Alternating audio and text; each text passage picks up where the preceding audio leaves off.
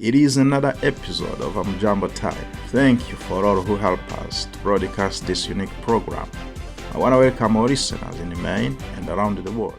Here are our headline stories. Jaha Kuzimana, your host. Welcome to Amjambo Time. In today's show, we have a special guest, Esperance Nyasezerano. And then maybe somebody who died on that day who was exactly the same age as me. From the Banyamulenge community.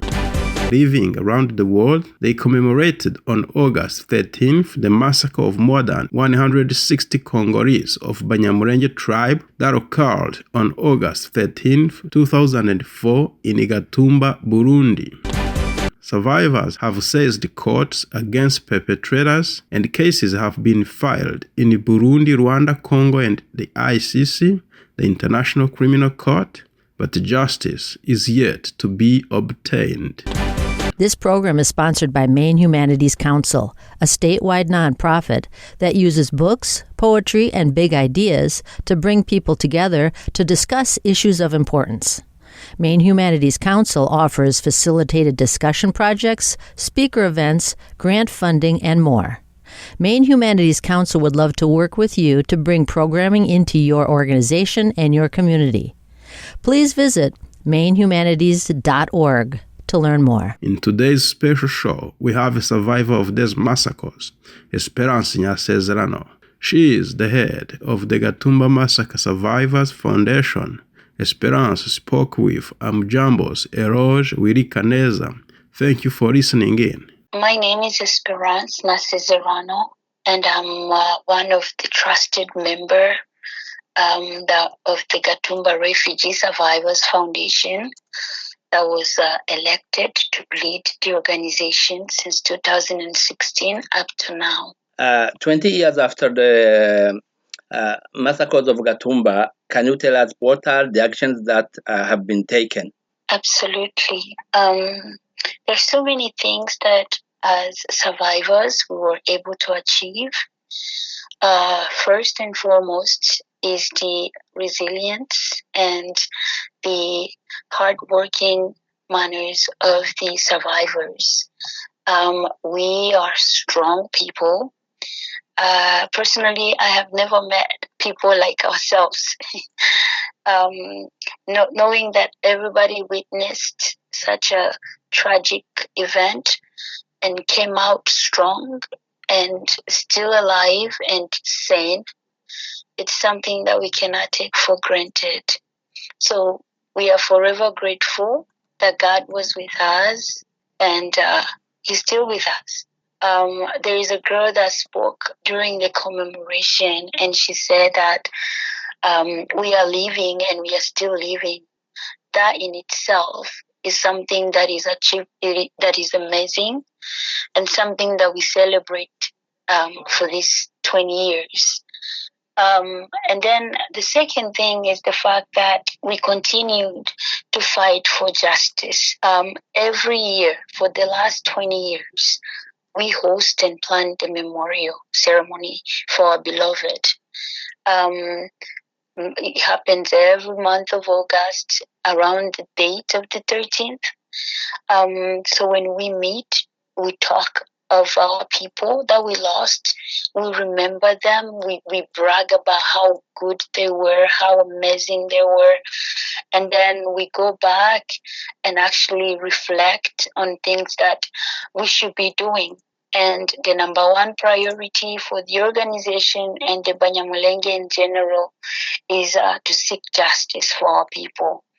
So we've done the best way we know how to, which is doing the commemoration.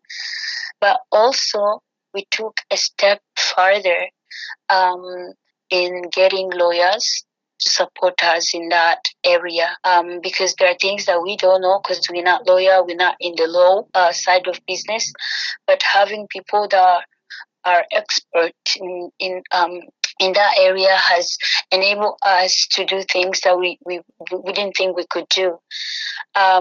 Recently, so it's been 20 years, but recently we were able to give out cases that were written and planned by our lawyer team. And the lawyer team that we have is not from here in America, which is interesting. One of them is from UK, Innocent Tezigayo, who's in charge. He's like the coordinator of the case, and we have Dominique, who's the lawyer for the GRF family.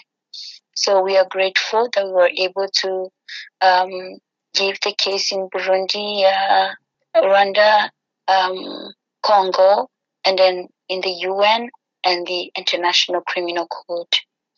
And then the third thing I think that I need to mention is that we've been telling people of our stories. It's sad that we have a country, but it seems as if the country has disowned us. Mm-hmm. We live as if we are orphans, really. So the fact that Congo doesn't do much, for us, we learned to tell others from different countries to support us. We tell them of the injustice that we went through. Yeah, so we were able to receive love from strangers than receiving love from our very own, which is the Congo, the country of Congo that we belong to. In that aspect, God has helped us, and the city of Manchester, UK, has agreed for us to build a stone in memory of our beloved. So it's something that we are grateful for, and He gave us a little boost of energy that we are doing something. The people that are not helping us, it's not that they don't know, they're just too ignorant.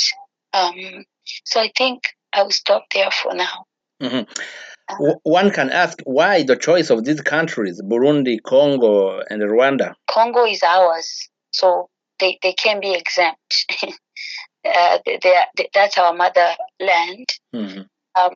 And Burundi was our refuge. Burundi was a place that we felt like if Congo doesn't work, is kicking us out. Burundi is our home. Mm. If Congo is acting up, and when I say Congo, I'm talking about rebel groups, war broke out, whatever was happening in that country, people will find refuge and security in those two countries, Burundi and Rwanda. Mm. It was safe to say that we felt as if Burundi was safer than Congo.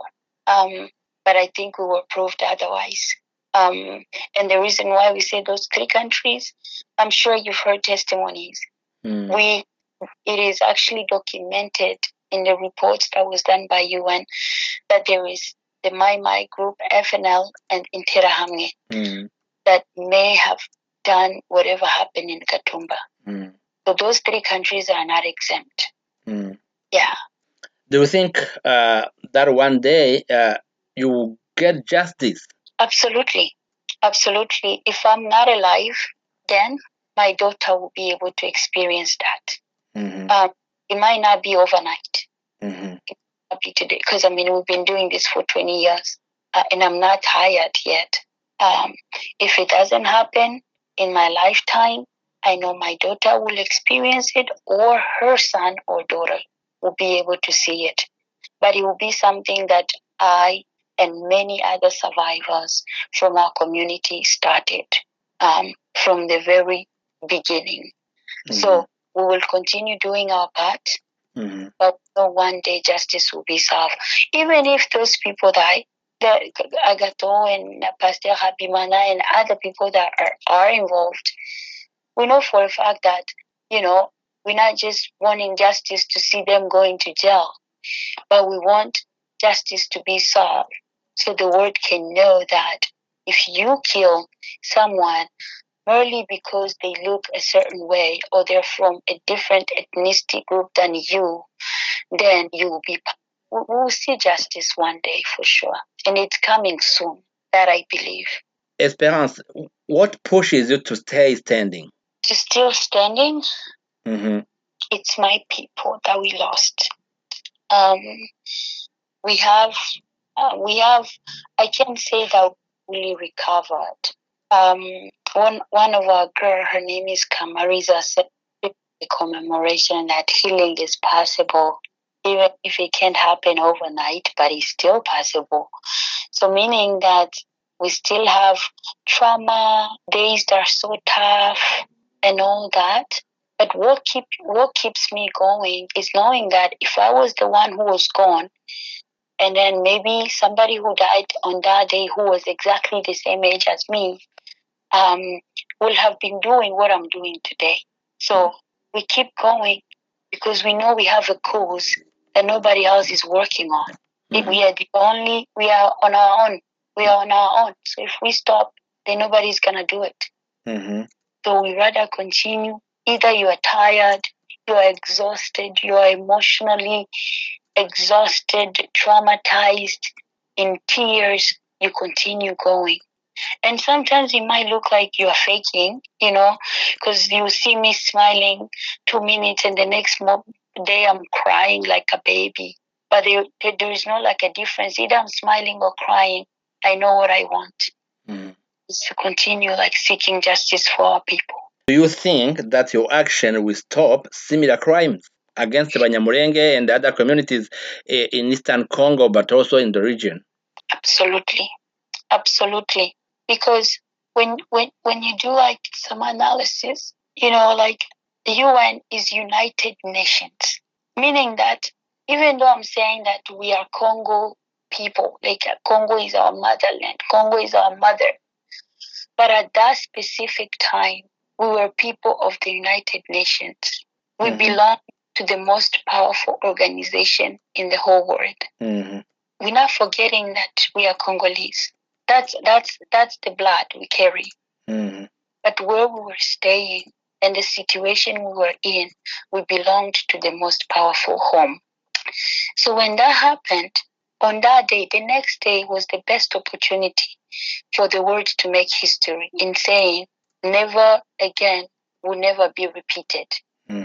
But it happened and people were there and they buried our people. They actually even buried their case with it. They did report. And I wonder sometimes if they put them in the graveyard as well.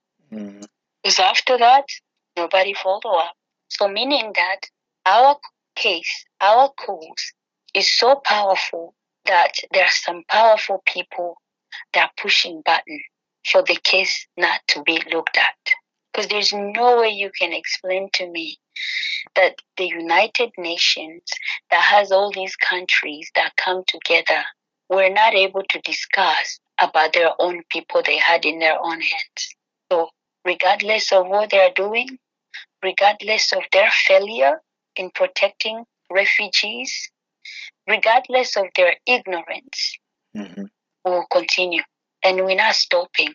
And once we get to what we want, I am sure they'll come back and feel guilty. They'll come back and feel guilty for sure. Yeah. Okay. Is there any plan to repatriate the bodies of the victims of Gatumba massacres? The Gatumba massacre victims belong to a very beautiful, wonderful family. They belong to the Banyamulenge tribe of Congo. Very humble, united, and noble people. I am sure that I was very young when I was there, but I'm sure like Sash, I don't know that word in English, like the respected people of our community or the elders, Banyamulenge community, I am sure they feel a certain way knowing that their people will die and be buried abroad. It will have been an honor on that day if we had a way of putting all our bodies and take them home. Because right now it's as if we are just storing them. Not done burial yet. They have to be buried at home. But that home, for some reason, it feels like it's not home. Like I said early, Congo act as if we are not its own. So meaning that there is a responsibility that our country of Congo has in order for us to feel like it's time for us to take our people home and bury them. Maybe let me ask this. For those who are following us, till now you do persist that what happened in Gatumba is a crime against humanity and a genocide. Absolutely. Yes, and absolutely yes. Because you hear that you and I have been discussing and we use the term massacre. We keep saying the Gatumba Massacre. Because I think that's the word that they want us to keep. And it became like a norm for the Banyamulenge and the word in general.